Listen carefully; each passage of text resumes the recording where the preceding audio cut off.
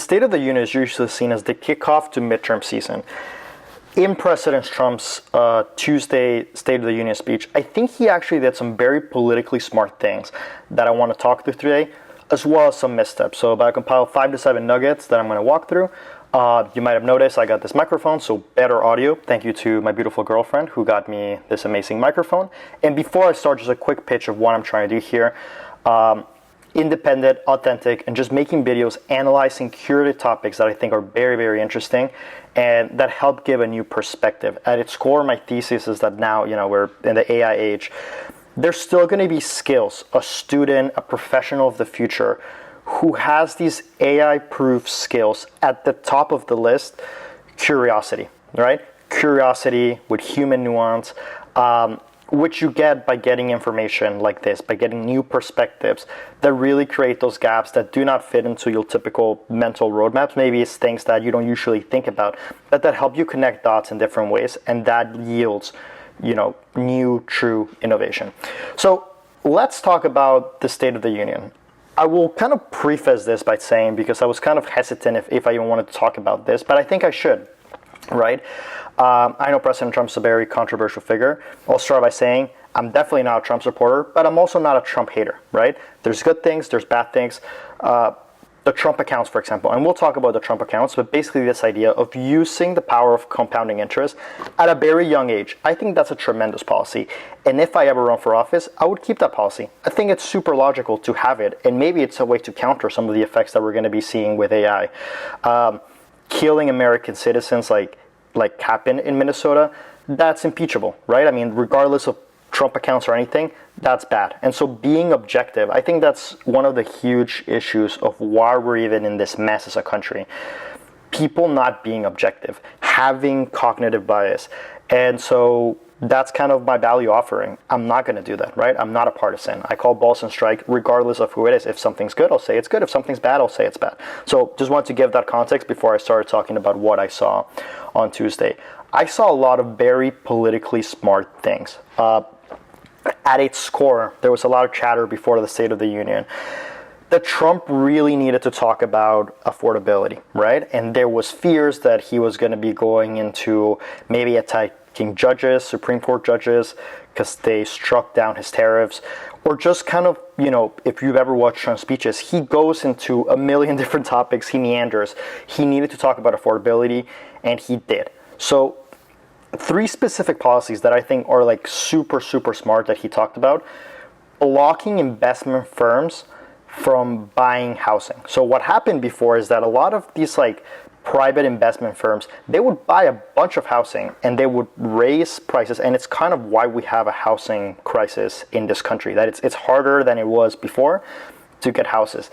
Blocking them, he said this line: houses for people, not companies. That's super smart. You can put that in ads, and it's one of the biggest issues for voters, right? In the minds of voters. It's the reason Sohan won in New York City.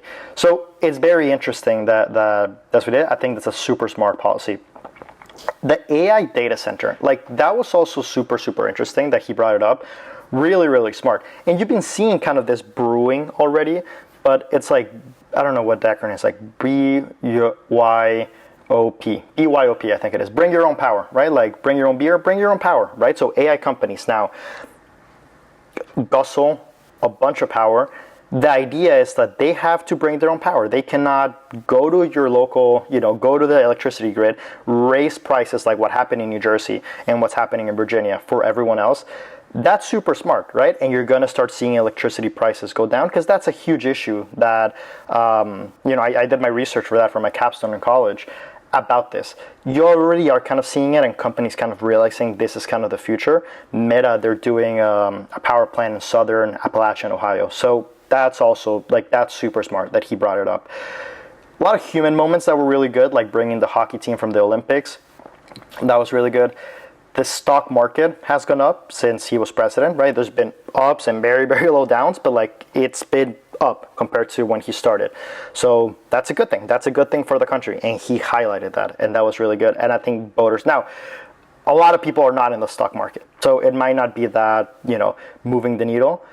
Very these are smart policies, the housing, the data center, that Biden could have done and he didn't. And so it's kind of on them, because these were like huge issues that Democrats could have used to kind of make their own issues, and they still can, right? Like if I was Democrat right now, I would be like, I agree with that and I want to support you, right? Like if I'm a congressman, a Democratic congressman, I'm like, I want to put that of like banning private equity firms from buying housing like crazy.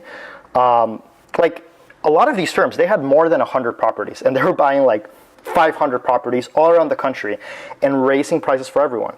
Like that kind of doesn't make a lot of sense. And so if I was a Democrat congressman, I would support that. I would be like, President Trump, I support this. Maybe I don't support everything you do, but I support this. Banning, for example, insider trading in Congress, he specifically called that out. Elizabeth Warren, harsh critic of President Trump, Democratic senator from Massachusetts, she was clapping. Like, these are the politically smart things that I saw that I think are really gonna help him. He did get the hostages back from Israel, and so he highlighted that, and I think people like that. 2/3 of the people, there was a survey afterwards, like 2/3 of the people who saw it said it went good. And like if you compare how people saw President Trump's performance in office before and after the State of the Union, it was like plus 10 points. So it was a pretty good speech.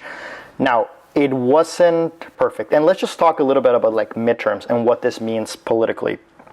So before the State of the Union, and not the State of the Unions that usually don't move the needle that much, but it can be a framework for what Republicans, what Democrats can use as ideas for what to campaign on, right, for the midterms.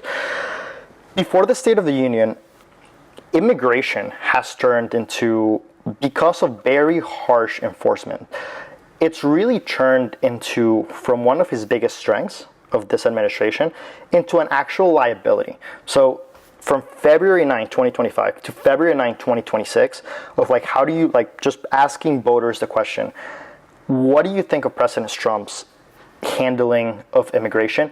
Negative 23%.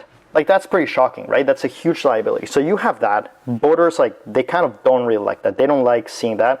And they definitely don't like, I don't care who it is. No one's going to be for, I mean, that's, it's impeachable, right? Like, killing American citizens for basically just protesting.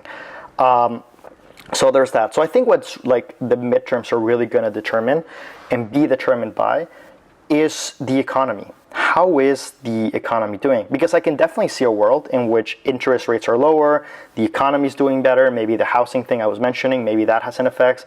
Like, I can definitely see that being a thing where the economy is good, and I don't think Republicans are going to win the House just because of how thin the margin is, but they could definitely keep the Senate and still be, in play, which before it was kind of this thing where it could be like, a total Democratic wave. So it depends on the economy, and it also depends on the war on Iran, right? Like if that raises oil prices, if that pulls America into a long-term war.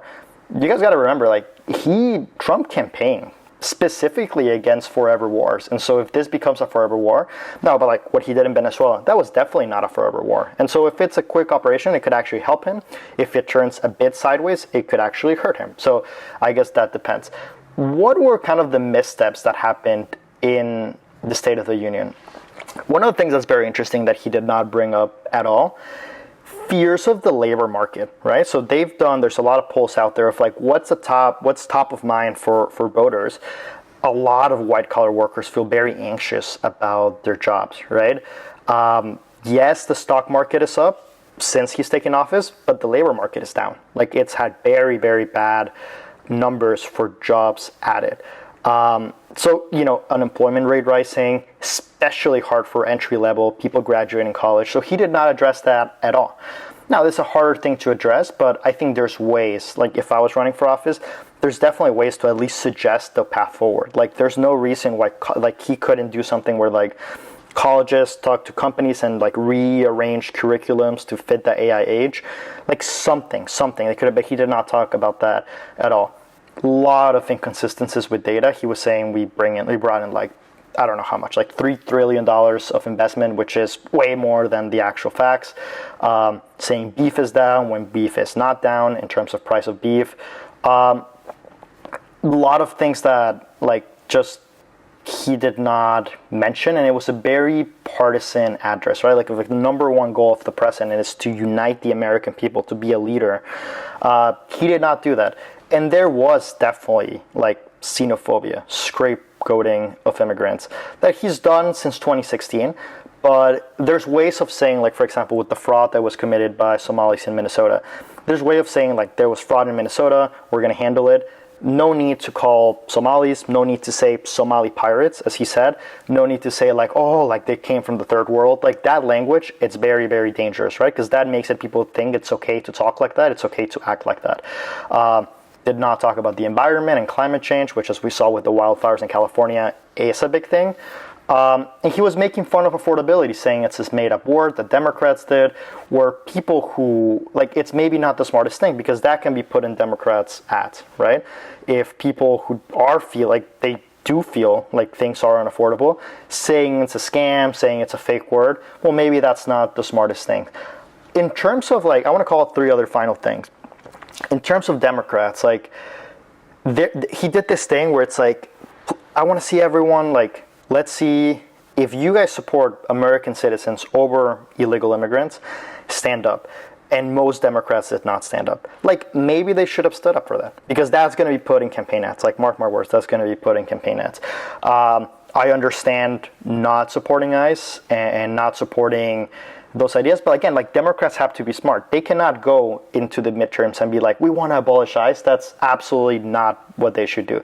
They got to offer opportunities. So, like, we want border security, but we also don't want, like, people scared in the streets, like what we saw in Minnesota, what we saw in Chicago, what we saw in DC, right? So there's a way to have nuance to this, which I think there's a huge opportunity for candidates who are a bit more moderate in immigration to still do it, but using things of, like, you know, abolish ICE or open borders, that's definitely not a winning strategy at all. And it's part of the reason that Trump got elected in the first place, twice. You just have to have common sense. The other two things is, like, Rubio got a lot of chance. Like, when Trump was praising Marco Rubio for the work he's done as Secretary of State, there were a lot of, like, Marco type of chants, which is very interesting. Like, he's one of the 2-3 people that I think could, like, have a legit shot at being president in the next 10 years. He has a much better job than J.D. Vance at the moment, just much more interesting, better portfolio of work. And the final thing is he held back at judges, which is a good thing, right? He was very upset about the Supreme Court, striking tariffs down, which, by the way, tariffs another huge liability of him. Like, if he has been just, like, a normal president in immigration and, like, enforce the border, everything, but not send, like, 1 trillion officers to Minnesota, and if he had not done, like, Liberation Day tariffs, he probably wouldn't be in the situation he is right now with polling, but he did, and that's why it's, like, a bit more iffy. But he held back, he shook their hands, and I think that was super interesting. So I just wanted to, kind of give my perspective on this, but there's some very smart things that I think just saying, like, Trump big, like, evil, like, bad State of the Union, not really what I saw. I think there's a lot of things there that should be, taken. And again, if Democrats were smart, they would do, like, the Trump accounts, like, they would absolutely support it. They would maybe codify into law. I mean, this is very, very smart policy, and some very not smart policy, right? So it's a difference, but I would encourage you to, like, maybe watch the highlights, and it's very interesting. So yeah, thank you very much.